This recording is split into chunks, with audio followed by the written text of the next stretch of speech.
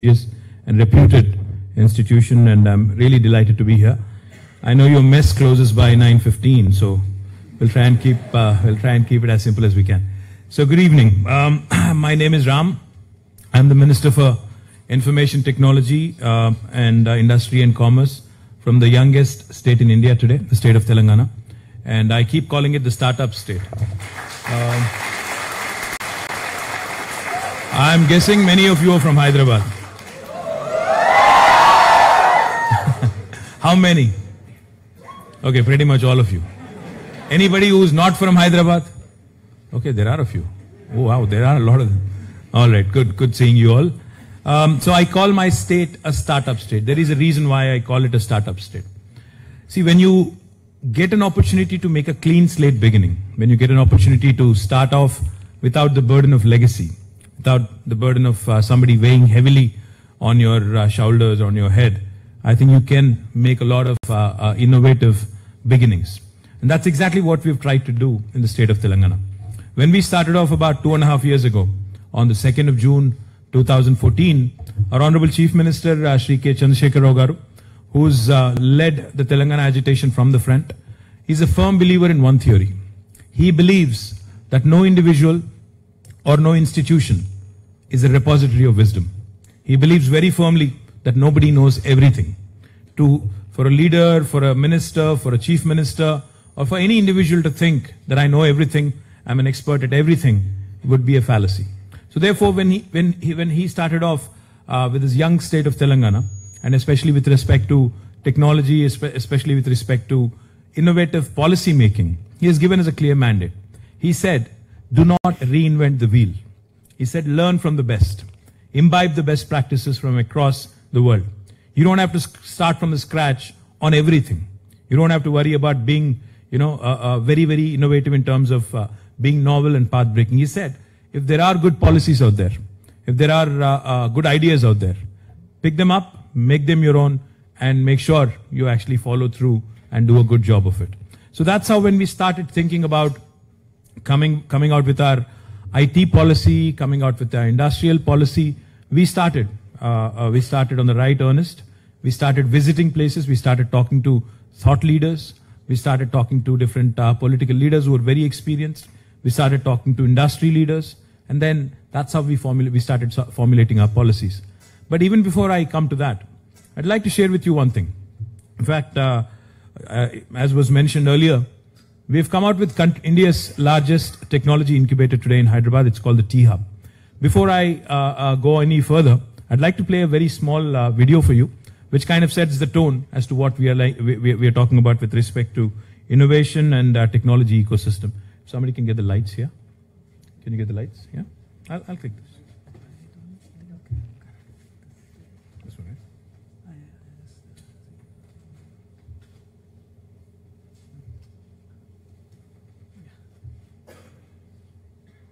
Okay, want to play that? With audio?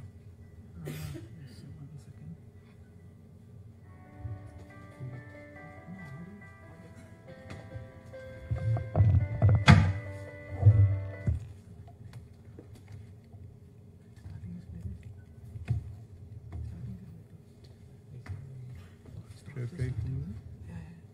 Yeah.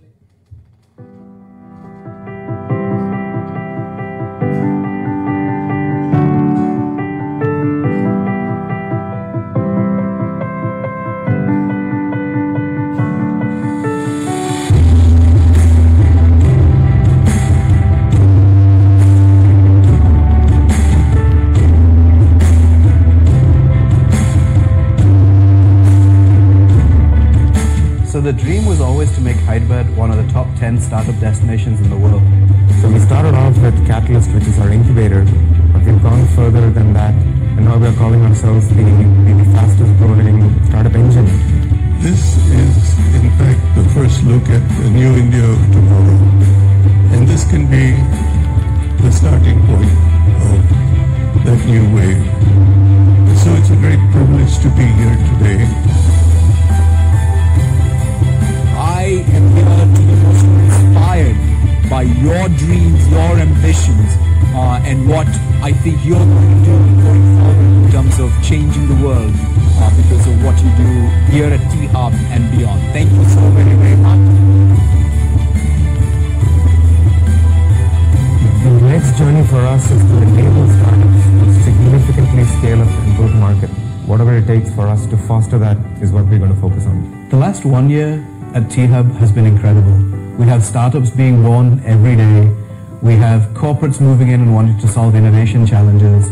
We've got events happening all over the place in various fields. And we've got funding happening also. So it's been incredible.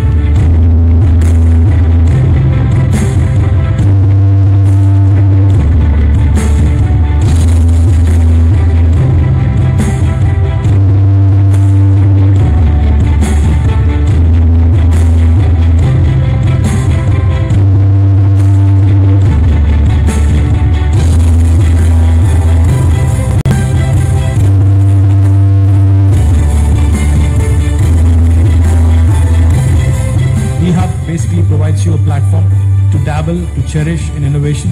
It provides you a platform to walk in with an idea and walk out with a product. Intent is very, very straightforward: to make Hyderabad the startup capital of the country. We have formed a program called T-Bridge that acts as a tunnel both in and out of India. The idea is that Indian startups from anywhere across the country that want to access global markets can come through different T-Hub programs through T-Bridge and get access to the US, the UK, and multiple other countries. We want to be very thankful to the benevolent board of directors and the IIT members who made this dream possible. And these are visionaries from the venture capital space, from the government, and from the corporate space. And without them, this journey wouldn't have been started, let alone take off. The corporate partners will come to us to scout out innovation, to scout out deal flow, and to help us create this amazing scale. This is a unique set of stakeholders that we want to profusely thank from the bottom of our heart. So we're really excited that we're about to launch a new building in Hyderabad, the Reactor Building. It's a 350,000 square foot iconic building that will not only house startups, but incubators, accelerators, service providers, corporate innovation divisions, everything that it takes to build a startup ecosystem.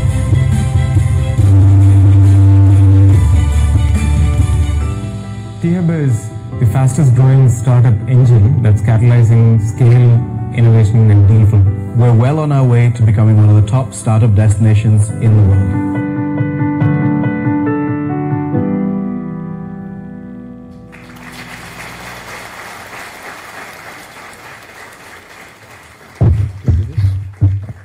I'll just close this. Right, so going back to what I was saying. So the theme of today's evening was innovate, incubate, and incorporate, the 3I mantra, as I call it. I'm sure there are students from mechanical engineering, automobile engineering. Are you there? Nobody? Okay. The 3D mantra, as they call it, which applies to you guys: define, design, deliver. It holds true even today. I think it works even today in your world. But in the shifting, in the fast-changing economic landscape that the world has become today, the digitally connected space it has become today, I think it's important that you actually innovate very, very quick. Also, incubate even more quickly, and incorporate at the same pace. Because if you think about it for a second, today the next big idea can come from anywhere in the world. Your physical location, the physicality of your location does not matter. Because you could be in Siberia, you could be in Chennai, you could be in Hyderabad, you could be in Timbuktu, you could be anywhere in the world. As long as you have an idea that works, as long as you have an idea that has merit in it, I think you can have the world at your feet. Now, having said that, it's easier said than done, I know. So therefore, we wanted to give this a bit of a thought. So when we started thinking about what to do, in fact, when I assumed office as a minister on the 2nd of June 2014, I asked my IT secretary, Jayesh Ranjan, who's somewhere here, I questioned. I said, well, Hyderabad has done reasonably well after Y2K, in 1998, the late 90s, and then eventually when India started getting some business in the IT space, more so mostly the back office, support kind of space, the support kind of work. We said we've done okay, we've created some jobs, we've done reasonably well, but what is the next big opportunity? And we started then talking to a lot of students, a lot of youngsters.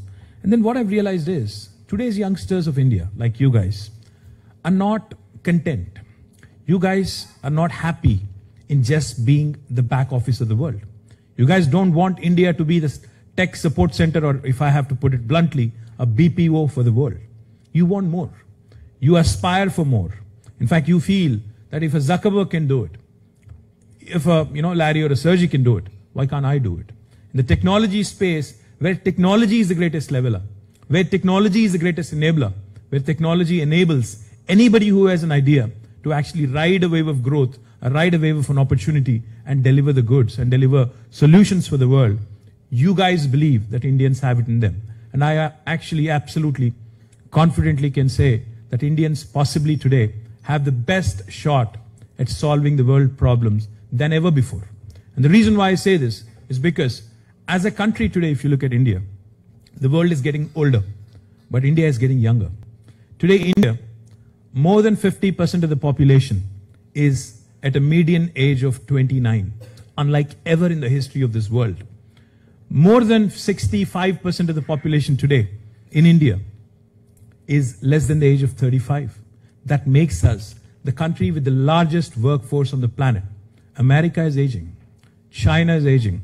Most of our competition across the world, most of our competition which we compete with for investments, for ideas, etc., is aging fast. Now that is where India's great opportunity lies. So therefore, when we started thinking, I'll just give you an example. How many of you use WhatsApp here? I think everybody. How many of you don't use WhatsApp here? What is wrong with you? Okay. So we all use WhatsApp, right? Now when WhatsApp was being evaluated, when Facebook decided to purchase or buy out WhatsApp, they evaluated it at $19 billion. $19 billion. I almost fell off my chair. I think most guys my age fell off their chairs also. It confused a whole lot of us. It just didn't make any sense to us. But I think it enthused a whole bunch of youngsters across the world. Now they feel, they believe that ideas as simple as WhatsApp, I mean, if you think about it, WhatsApp, Facebook, Twitter, Snapchat, none of these are rocket science. None of these are things that we could not have discovered ourselves. None of these are extremely complicated protocols or products. They're extremely simple products, simple, ingenious ideas, which have today transformed the way we communicate with each other. But therein lies the beauty. $19 billion, yes, it confused me, but enthused a whole generation of youngsters. Now, the bigger question I ask myself is, would an Indian youngster, would he have thought of this? Maybe, potentially, yes. But maybe he just didn't know what to do with such an idea. That's when we said, now let's give them a chance, let's give them a platform. And that's how what you just saw, T-Hub, came about.